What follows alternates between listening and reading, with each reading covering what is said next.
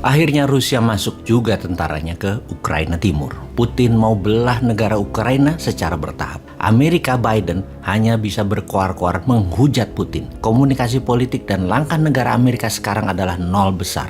Maklum, si bosman ini beraliran politik agak mirip Republikan, khususnya Trump yang pro swasta, sangat anti kebijakan Biden yang heavy on government, mirip 6 presiden di Indonesia. Sehingga komennya sinis si bosman ini atas tindakan Biden, sesinis dan sepesimis langkah kebijakan luar negeri Wakanda dan kebijakan ekonomi di negeri Wakanda. Bener deh, Biden tidak pernah berani bertemu dan kontak langsung dengan Putin. Mungkin karena sudah pikun, seperti semua orang ketahui masalah kesehatan Biden ini, termasuk lemahnya si Kikling Harris yang suka cekikikan di depan publik ketika tidak bisa menjawab pertanyaan-pertanyaan. Pastinya penasihat-penasihat Gedung Putih membatasi langkah keduanya di publik internasional. Dan inilah sebenarnya masa yang ditunggu oleh New Mind untuk bergerak.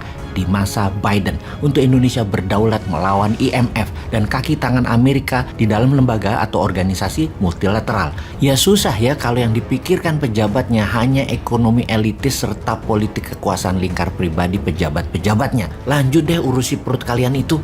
Kita kembali ke Putin yang tentaranya masuk ke timur Ukraina dengan judul Peacekeeping Army. Pemberontak separatis yang bergerak di dua wilayah Ukraina Timur yaitu Luhansk dan Donetsk yang dikenal dengan sebutan Donbas, wilayahnya tersebut akan dikendalikan Rusia, didamaikan versi Putin sih. Masuknya Rusia ini tanpa letusan senjata karena Putin dengan Moriskova 2.0-nya yang berkali-kali bosman urai memang menggunakan hybrid war strategi ini dan terbukti sangat efektif. Ini berkali-kali dijelaskan juga bahwa Tiongkok dengan obor, Amerika dengan Hairo, dan Rusia dengan Moriskova 2.0 semua strategi internasionalnya dan semuanya punya grand plan atau world map versi mereka masing-masing. Beda dengan negara yang diurus Lord, nggak ada peta kebijakan Indonesianya atau nation interestnya, yang ada peta kebijakan negara lain yang dipakainya. Kita bahas detailnya mengenai hybrid war ini di lain kesempatan.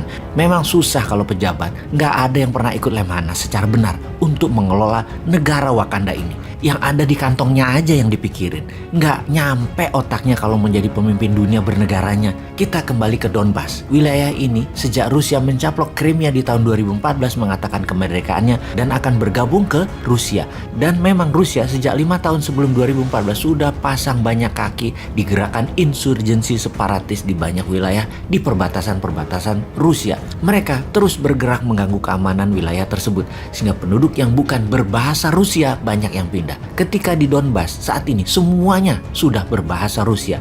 Ada gerakan